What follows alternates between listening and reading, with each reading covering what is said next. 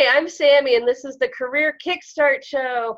I am excited for today's episode because I get to talk to Daniela. Now, Daniela is somebody that I actually met in Sao Paulo in Brazil, and it was only after we met that I found out about her interesting background and what she does. She's a fertility planning counselor. Hi, Sami. Hi, everybody. It's Daniela Nătălețu. I'm Romanian, so it will be a bit confusing for non-Romanian speakers as we have these little things on top of our names. Yes, I do work as a fertility planning counselor, which is pretty new. Awesome, because I know that just for me and my family, that for the women in my family, either we will catch pregnant if a man looks at us, or we are like mules. That's what we're dealing with. So I've had many women in my family experience fertility issues. I have a number of adopted relatives, and I know that just from being with my older sister on her journey, that it can be very overwhelming. You're trying all sorts of things. It can feel isolating, especially in my family. I had one sister who just kept having babies, and the other one's just looking at her being like, we have the same genes, so it's something that I know from seeing that can be very hard on people. But that's not how you started your journey, right? No, it's definitely not how I started. I'm actually, my background is in communication, in professional communication. Right after college, after graduating from a PR and advertising faculty at the University of Bucharest in Romania, back home, I went into the medical field. And this started actually my career in this field. I had a lot of roles connected to the promotion part, to the marketing part, but I organized events in the medical field. I was very, very close to this since I graduated. So it's an interesting progression, because I feel like what I'm doing now as a fertility planning counselor, it's kind of putting together three of my main interest points. My passion for communication, being a certified trainer, and finally my experience so far in the medical field. The past 3 years I spent in the field of fertility. And basically, that's what brought me closer to what I'm doing now, which is a strong focus on patient training, but also what I think is very important, working with clinics to prepare them to offer a good patient experience. And it's exactly what you're mentioning, Sami. It's a very isolating journey. It's a lot of stigma around infertility. And I'm talking from the direct experience with my patients, the patients that I worked with in the past. It's a lot of stigma. People don't talk about it outside their families. Sometimes they don't talk about it in their families either. So it's putting a lot of burden on the couple. Even if they do start talking about it, they don't really know where to start, because it's overwhelming. The advancement of science is not paralleled by the information available. There's no one training these people into being fertility patients. They don't know what to expect most of the time. So they feel less involved in their treatment. And also clinics feel overwhelmed on the other hand, because it's such a personal journey, such a personal type of treatment, such a delicate type of treatment, and they usually do not have dedicated staff to handle this part of actual patient training.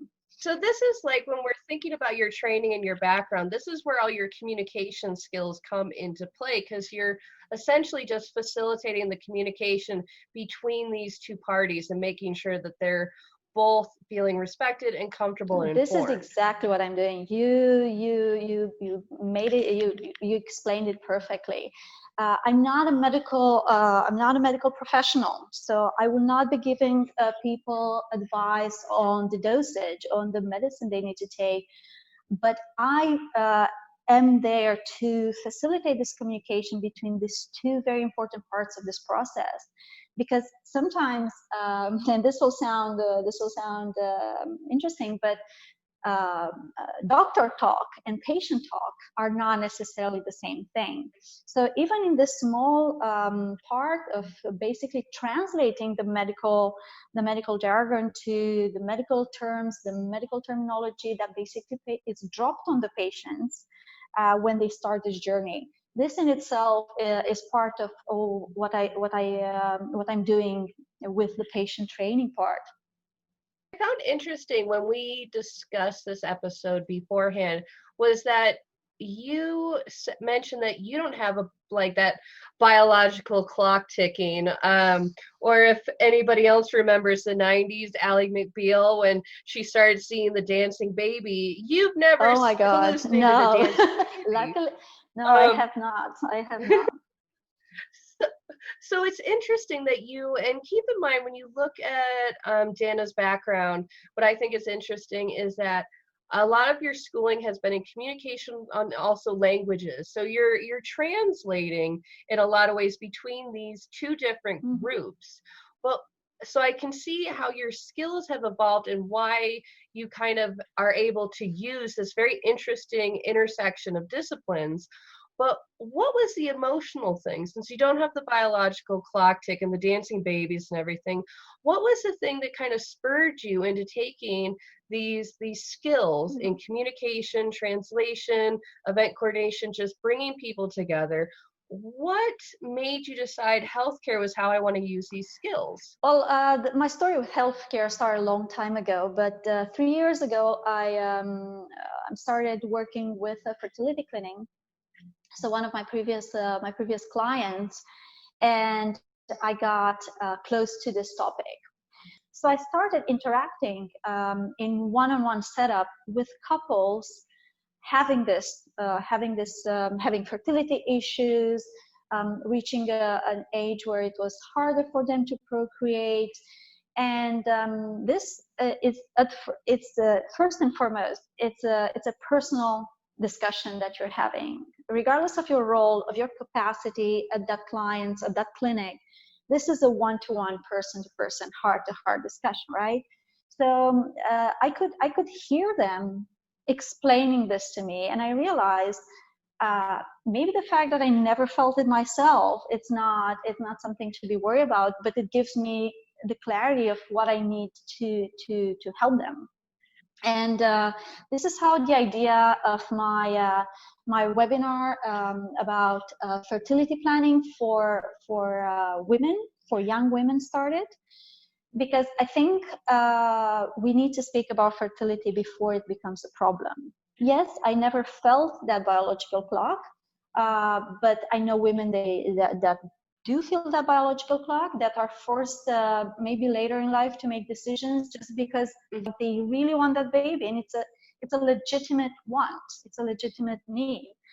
But what if they had this conversation before with someone who knew how to guide them, and what if they took steps to own their fertility, to have the power to control when they're having their baby? And here I'm talking more on egg freezing. A lot of people, or maybe some people already know about egg freezing.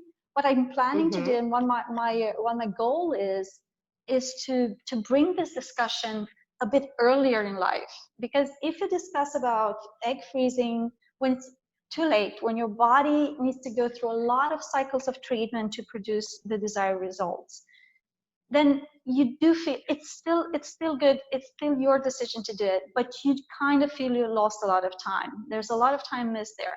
So what I'm trying to do with the webinars and with the patient training, this specific type of patient training, which is directed to, I see it as for women who want to take ownership to take control over their fertility planning, or over their fertility, is this, to give them options, to let them know at a very young age that this is an option for them.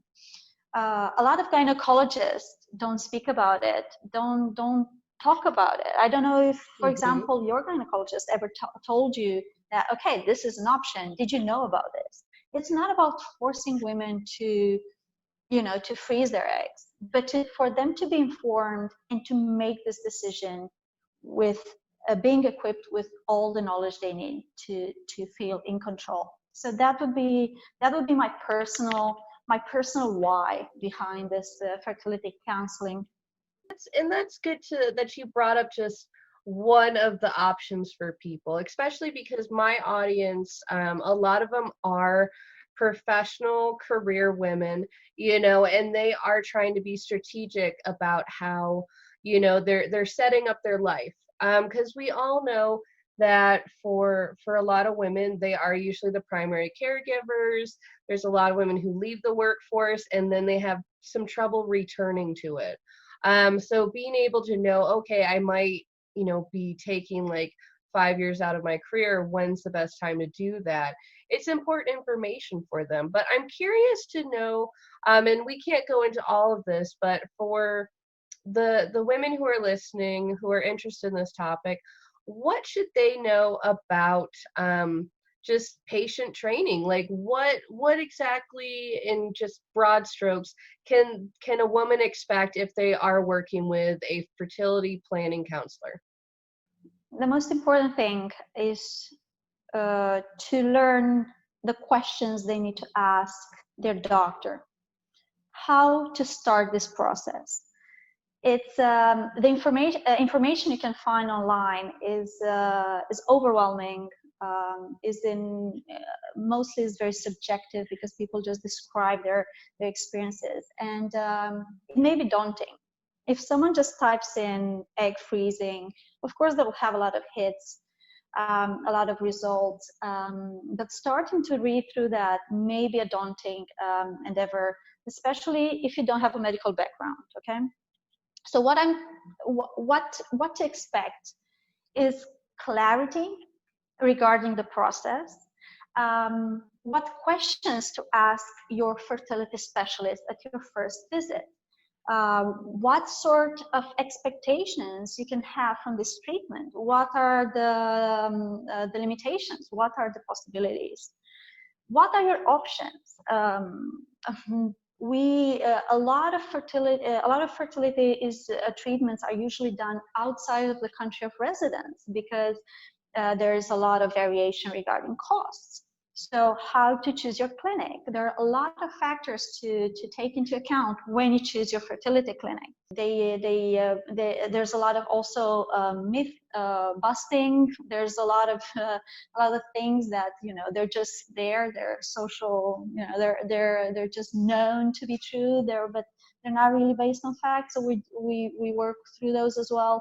But most importantly, I would say, is to understand the process in broad lines, to understand the terminology that will be used by the doctors when they interact, and to know what questions to ask and what are the expectations to have regarding this treatment.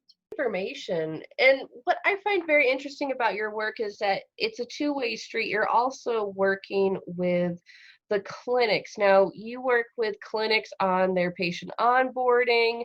You kind of help them with their materials, give them more, accessible marketing. Is this something where people should be looking for fertility clinics that do have some sort of patient training component to their onboarding? And how would one find out if a clinic does have a patient trainer?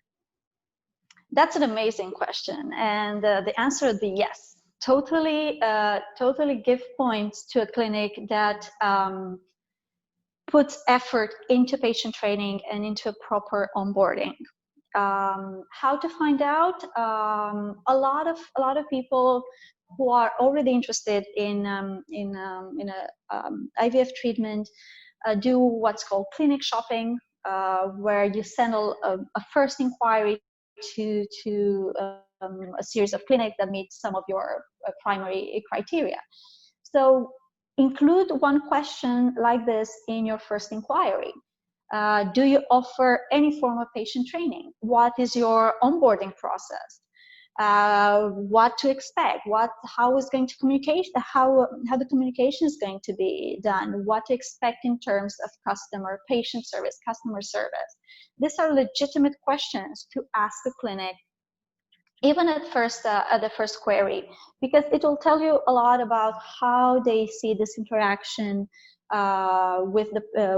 between doctors and patients, how they see the patient, and how involved the patient will be in their own treatment.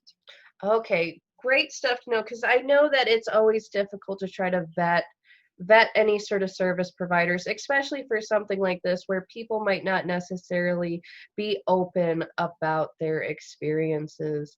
Let's take us back to your career, because what I find interesting about your path and everything that you've taken is that you took communications, which is a very broad field, and you found quite a niche for yourself at the center of two different disciplines. So what would be your advice for somebody else in the communication field, if they're interested in healthcare, how to kind of find their own sort of, spot in the industry? I started in the medical field just after graduating. In a probably later interview, there's also a personal story with the healthcare and why I'm so close to it, even more personal story than what I was able to share now in this short period of time. But I started in the medical field, and I got hooked. I always found it very easy to relate to the industry, to relate to the doctors, to relate to other people working in the field. So I continued down this line with different roles, of course, always related to communication, later related to training and communication, and so forth. So what I would advise someone, it's always this question, and I asked this question myself when I was younger. Should I be niched, or should I just go into everything and be able to do communications to help companies of all industries with their communication? And at that time, I made the decision because the field itself, the industry itself, the medical industry itself made sense to me. So I kind of felt at home, but it sounds a bit like a cliche, but I just felt like I belonged there. I understood everybody. It was my domain. So I started, and I at some point made a choice that I will keep on focusing on this, and I will be niched. And then 3 years ago, I niched myself even more with the fertility, because I felt like I could actually make a difference. I could make a difference because I have this unique set of skills and unique set of education. I could bring something that's lacking. So part of my advice to whomever is in communication and wants to find their niche, first find something that resonates with you. Find something where it makes sense. It makes sense, and then identify what the need is. And if you can provide that, if your skills allow you to provide that to help people with that particular need, then do that. Awesome. Well, thank you so much for sharing, Dana. It's been a great interview with you. You've shared a lot of just food for thought, I think, for a lot of women, wherever they are in their fertility journey or awareness of it. You shared a lot of great information. And now, for the people who want to know more about what you do, how to reach out to you, what's the best way for them to do so? Give us all the details on where you are on the web. The best way right now is through my LinkedIn. I'm revamping my website, so I will not steer you in that direction just now. Through LinkedIn, I'm reachable there. I would love to hear from from women who want to share their experience, if they went already through a fertility treatment. I want to hear from women who want to start this. I already have I have a webinar that's already ongoing through EAP provider. So I would be able to share more on a case by case about that one.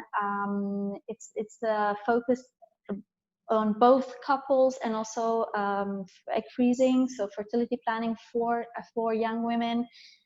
There are 2 webinars. I would be happy to hear from women who know nothing about fertility, who just heard this now during our interview, and they say, okay, maybe that might be for me. Maybe I want to learn more about it.